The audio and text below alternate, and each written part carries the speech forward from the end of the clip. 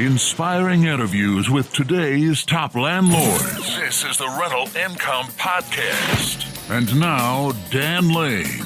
Jefferson, you've got an interesting strategy that you're using to build your portfolio. Can you tell me what you're doing? Yeah, we own in 7 different states right now. So if it's a good deal and it pencils, then I'll buy it no matter where it is. Jefferson lives in Pennsylvania. He's got rental properties all across the country. He thinks with all the information that we have online these days, if you find a good deal, the numbers make sense, and you can make money with it, it doesn't really matter where it is. So on the show today, we're going to learn more about what he's doing and see if this makes sense. Joining us on the show today is Jefferson Calloway. We'll take a quick break to thank our sponsors. We'll come right back and we'll talk to Jefferson. Investing in rental properties can be complicated, but it doesn't have to be. My friends at Mid-South Home Buyers sell completely rehab turnkey properties in both Memphis and Little Rock, and they've been doing it for 23 years. All their properties come totally rehab. They put on a new roof, new kitchen, new bath, new plumbing, new electric. Everything is brand new. They also have a tenant that's moved in before you close, so you get cash flow on day one. Mid-South Home Buyers also continues to manage the property for you after closing. It couldn't be easier. Everything is 100% done for you. All their properties also come with a couple of guarantees. They have a 1-year total maintenance warranty and a lifetime occupancy guarantee. Personally, I just closed on my 5th property with Mid-South Home Buyers, and I couldn't be happier. If you want to talk to a happy customer, reach out to me. I'm happy to answer any questions, or you can check them out at midsouthhomebuyers.com. It's a lot of work to find a really good rental property, and when you actually find that property, you want to make sure you're working with a lender that can get that loan closed. The lender that I recommend is Chaley Ridge from Ridge Lending Group. She's a nationwide lender, and her specialty is helping investors finance rental properties. She has a ton of loan programs, and she can find something customized to you for your situation. If you want to find out more or you're ready to get started today, just go to ridgelendinggroup.com. That's RIDGE lendinggroup.com, NMLS 42056. Jefferson, let's start things off talking about your portfolio. Can you tell me what your portfolio is like? 1 to 6 units. So it's mostly single family and small multifamily.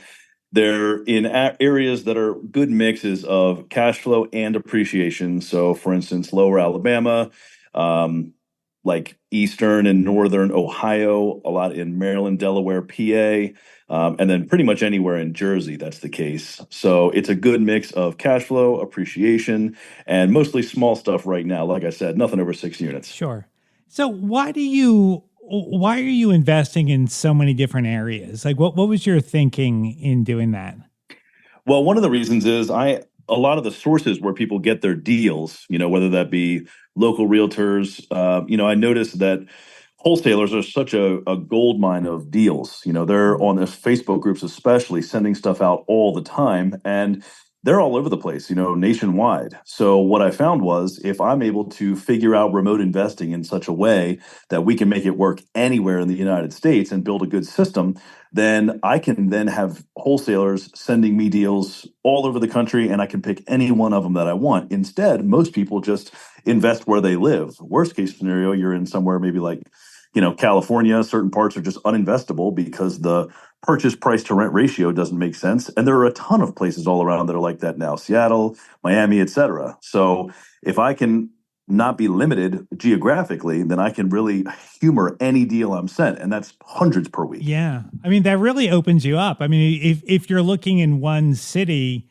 you're limited by whatever is for sale in that city. But if your market is the whole country, you've got a limitless supply of properties to look at. Exactly right. Yeah. Exactly right. Couldn't have put it better myself. So what are you looking for? Like, what's like a perfect rental for you? So some of our minimums, some of our standards we've built to basically meet this criteria. It's at least $200 of free cash flow per door if it's multifamily. If it's single family, you're going to want a little bit more than that. But in general, that's after literally all expenses. And we're using the system right now. Total gross monthly rent for all units if it's multifamily, the 1 unit if it's single. And you just subtract 25%, and that should account for CapEx, vacancy, maintenance, snow removal, leaf removal, trash, utilities, etc. And then if you have, if you've leveraged it, which in my opinion you should be, you just subtract your PITI after that. Whatever is remaining, that is your true free cash flow. So as long as the purchase price to rent ratio is such that you have, even after your leverage, $200 per door of free cash flow, I consider that a good rental. Now, obviously, we can go into condition and area and all that kind of stuff, but as long as it's a good appreciating area and meets that criteria, it's going to be a good rental. All right. So is it mainly wholesalers that you're getting deals from? Yes, overwhelmingly, mainly because they're everywhere. They can do their job remotely. They send these things to us remotely. It doesn't require a lot of phone calls. Like if I go right on to Facebook right now, there are so many groups where these wholesalers are posting deal after deal, hundreds per day. And once you either comment on a post or inquire, DM, etc., about a deal, most of the time that wholesaler will put you on their VIP buyers list, and you just give them the criteria that you're looking for so that they're not just sending you everything. You have a little bit of a filter. And in that way, you have people sending deals that fit in your buy box every single day. And it's a whole bunch of them. So it's a great way to establish good deal flow. All right. So say you see a property and it looks good. It looks like what you're looking for. How do you figure out if it's in an area that you want to be investing in? Research. If you're used to doing this, or you can just develop a good system, the information is there like crazy. I mean, we live in 2020, almost 5 now, in a place where one Google search, I'm not kidding you, probably 5 to 15 minutes, I can know just about every single thing that's relevant about an area. So for example, if we're talking about, let's say, Ohio, whether it be Cuyahoga County, Lorain County, I can look up what the local housing authority will pay in Section 8 rent in case I can't find a tenant. I know what I can guarantee. I can find median household income, median home value, median time on market. There's not a single stat I can't grab. And once you establish a system like, okay, I know a good cash flowing and appreciating area, the stats look like this, then you just look up the area and find everything out that you need to know about it. In 15 minutes, I can pencil a deal now. Right. So, and a lot of times deals will go that fast. They're pretty quick. So it's important to know. And then as far as managing the properties, do you find a local property manager or are you doing that yourself? Yeah, absolutely. It is my opinion, actually, that it is inevitable. If you want to grow a portfolio, you have to find somebody to manage your properties. I mean, you're a finite human being with a finite amount of time. And if you're managing stuff yourself, you will eventually have to stop or your portfolio can't grow anymore, especially if you're, like, for example, I have an active income. I have a business here in Philadelphia, a home remodeling company. That takes up all my time. I wouldn't be able to grow if I were managing stuff myself. So you find local property management that's good quality, big companies that have, a little bit of recourse if they act a fool, and then hire them. I'm trying to think this through. So if you find a wholesaler that's putting deals on Facebook, you've done the research, you found an area that looks pretty good, you find a property manager, why not just keep buying properties with that wholesaler and that property manager? Like you've already got your system set up. I do. We do that all the time. The only thing is most wholesalers, actually, I have found, they're functioning nationwide too now because doing everything remotely, I guess, especially since COVID, wholesalers are working nationwide as well. So, for example, there's one wholesaler in particular I have worked with on Facebook, and his deals are just absolutely ridiculous. I guess because they're the ones dealing with and negotiating directly with the seller, that the quality of a wholesaler's negotiation skills is going to equal the quality of the wholesaler's deals that they post. And his deals are just absolute fire. So I work with him every opportunity I get. The thing is, it's another reason why I like to function nationwide. He functions nationwide. Right. His next deal could be in California, Texas, Maryland, Virginia. If I were only operating in one area, that amazing wholesaler who has amazing sub-2 and seller finance deals, I wouldn't be able to buy him ever. So now I can buy everything he spits out of me. Yeah, that does make a lot of sense. And so he's bringing you seller finance deals. So are you able to buy properties with little or no money? Yeah. It's very difficult to get $0 out of pocket. I would say the best way to do that is house hacking, especially if you've been in the military like myself. I was a military officer and helipilot in the Army for many years. And so I've got the VA loan, you've got USDA loans if that's not the case. Most of the time, the best way to get is to just do low money out of pocket because subject to and seller finance, you can negotiate, less than $10,000 to $15,000 out of pocket for your assignment fee, transaction coordinator, down payment to seller, et cetera. Per door. A lot of times it's less than that. I've gotten as low as 10,000 per door. And so if you're dealing with wholesalers, you will have to pay a fee. But what you get back for that is just all your time. I mean, they do all the negotiations, they do all the transaction coordination, they do all the title. If you're a serious buyer, a serious investor, that's really the best way to do it. And that's as low as money out of pocket as you're going to get. And what kind of condition are the properties generally in when you're buying them? I always prefer it to be turnkey because, in my opinion, if you're going to do a flip, then do a flip. If you're going to buy cash flowing turnkey rentals, then do that.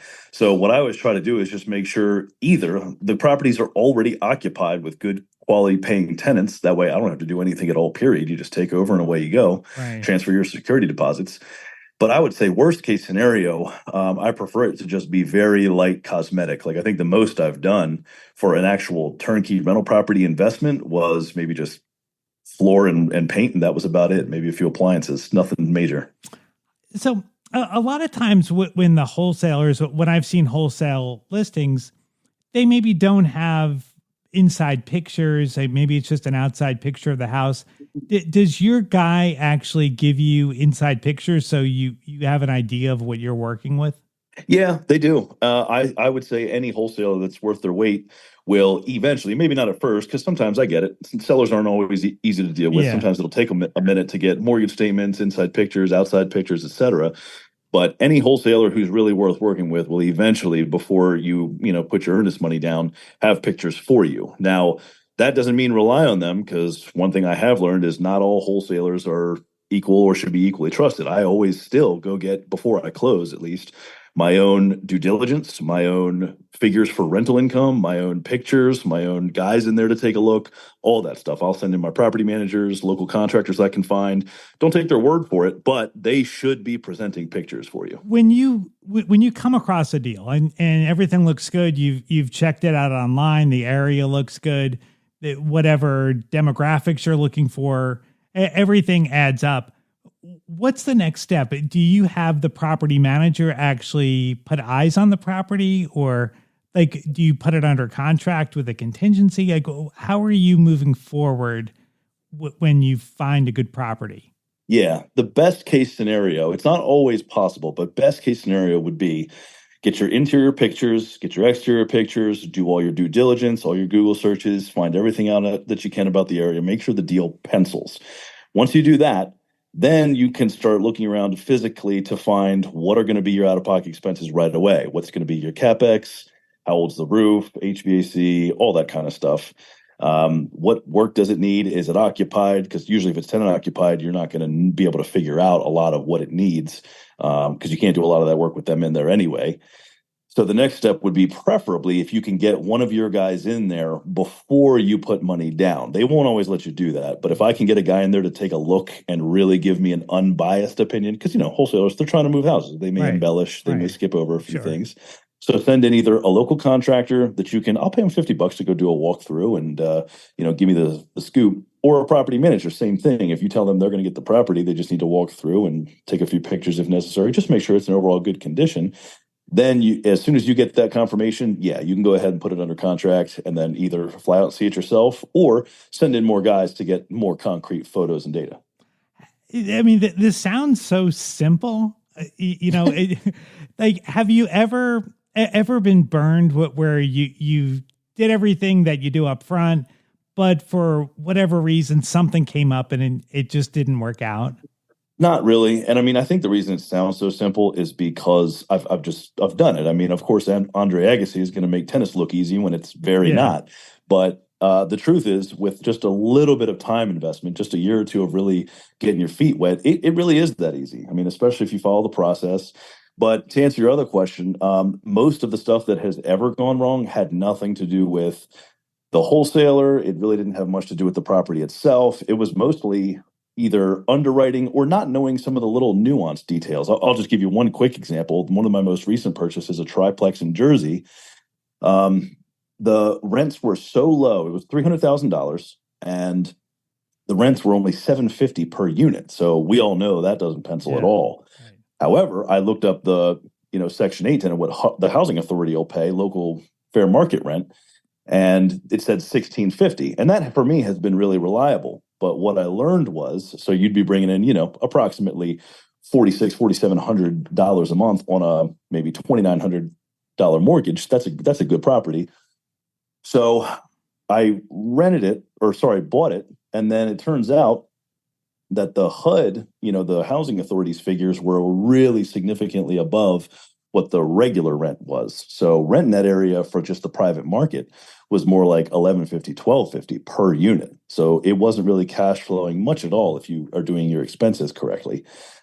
So what I can do to fix that is I can just go ahead and go Section 8 on all three units, and then yes, I'll get 1650. But it's not really like I can bump the rents up in that area on the guys that are already living there.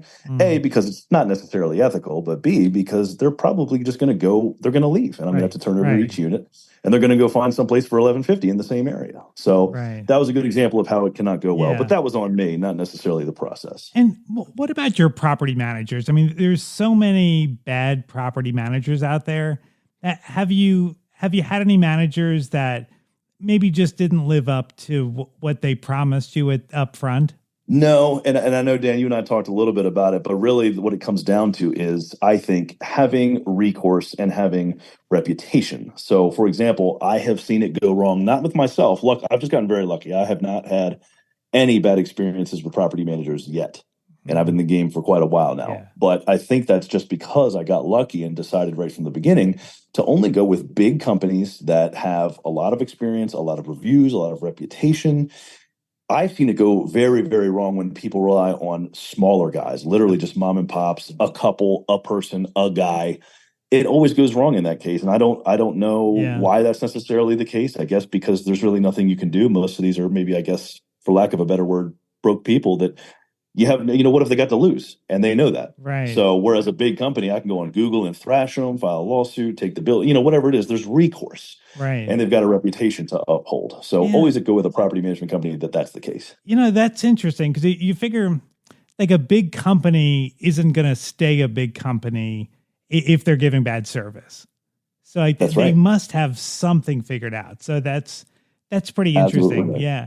Let me circle back to the financing. So when you buy a property, are you ever getting a traditional mortgage, or is it always some kind of seller financing?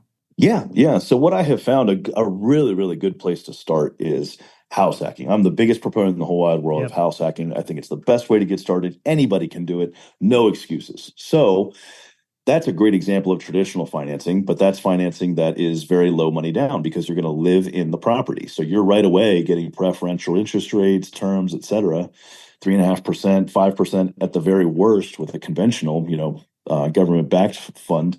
So you're going to do that. And then the other thing is, once you use that up, you can only use one per year if you're riding the guidelines very closely. You can just hop properties, and nobody likes to move every year, but how badly do you want long-term wealth for your family? So those are examples. The other things would be once you get a little further down the line and you actually are bringing in good cash flow, making a lot in your business, whatever it is that you're doing, you've got some real capital, then you can start to put down a little bit more. If it's not an investment property, if it is an investment property, then you can get loans for 15% or 85% LTV. I've even seen as low as 5% in some of these smaller credit unions in Alabama, like All In Credit Union. They'll give you 5% down. So you can still get it if it's an investment property and your credit's good enough. But in general, that's when you're going to want to move to the creative finance. And so with your creative financing, do the sellers have the property paid for, or are you taking over their mortgage? It depends. I mean, that's two different ways to do the same thing. And I'm sure like a lot of people, huge Pace Morby fans. He was the grandfather. He was the OG. A lot of people learned how to do this from him. And there's a reason for it. I mean, he always puts it so brilliantly that one is for pain and one is for gain. If you're somebody who has a mortgage on a property and you're behind taxes, liens, whatever, you're in foreclosure, then that's when pain comes in. And that's when you can take over somebody's mortgage and basically save them from that, because you're saving their credit, you're improving it, they don't have a foreclosure on their record, and you get a great deal on an investment property. And then the opposite of that would be if they have it paid off, or you can even do hybrids, but most of the time it's somebody that has the property paid off, gain, seller finance. So they can get a lot more. They're basically taking the position of the bank. Anybody that's ever seen how much you're actually paying in interest by the end of a 30-year note with the bank, you're basically buying them a house too. Right. Right. So the bank's the best position to be, and seller finance, you're putting the seller in that position. Whatever they were going to do with those proceeds, I bet you they're probably not going to match what you'd be willing to pay them in interest for the right price. Right. Yeah. One of the big benefits of taking over someone's mortgage is if they're really into that mortgage for a long time, it's not going to take long for you to pay it off. Like, have you taken over any mortgages where they've been in it for 10 or 15 years? Yes, and I'm so glad you said that, because it is my opinion that is one of the most unsung advantages of Subject 2. Most people don't realize that mortgage is front loaded if you've ever seen an amortization schedule, and most people move after 8 years, which is when all the interest just starts to get paid in the biggest amounts. So yes, we purchased one last year that was a single family in Cuyahoga Falls, and they were already 20 years into that mortgage. And so what that means is almost all of that monthly payment that the tenant's paying anyway is going directly to principal. Yep. And that is how you really, really start to build wealth. Yeah. So you've got a 10-year mortgage, and there's very little interest for the last 10 years. That's really incredible. If someone wants to do this, what would you say the first step is? If someone's listened to this show and they want to try to buy a property out of state and do what you're doing, what would be the very first step someone could take today? Absolutely. So first thing would be just get on Facebook and look for wholesaling groups, creative finance groups as fast as you can, because the sooner you can get used to looking at deals, penciling deals, talking to sellers and wholesalers about deals, the more experience you'll get, the better decision you'll eventually make. The other thing is, in the beginning, you're not going to have a lot of experienced wholesalers, et cetera. You can look on market. A lot of my single family portfolio down in Alabama is, I found it on market, because there are certain areas where even on market, where you've got all this competition and buyer, those deals will still pencil out because they're in areas where the purchase price to rent ratio makes sense. So you can start on market. Anybody right now, as we speak, can pull up Redfin, Zillow, Realtor.com on their phone and start looking for deals, and just look up what's rent in the area versus what's the purchase price. And they even have a little mortgage calculator on them too. I use that thing all the time, even now. So I would say get in the groups, and in the meantime, while you're waiting for them to, accept your joint invitation, or you're not where you can pencil through those deals, look on market too. If anybody wants to follow up with Jefferson, I've got his contact information on the website. You can find it at rentalincomepodcast.com/episode 505. I'd like to thank Chaley Ridge from Ridge Lending Group for sponsoring today's episode. If you're looking to buy a rental property, whether you're just getting started or you want to add to your portfolio, reach out to Chaley. She's got a ton of different loan programs, and she can find something that'll work for you. You can track her down at ridgelendinggroup.com, NMLS 42056. Thank you so much for checking out the podcast today. Make sure you hit that follow button. I put out a new episode every single Tuesday, and if you're following the show, you'll get notified as soon as the next episode comes out. My name is Dan Lane, and this has been the Rental Income Podcast.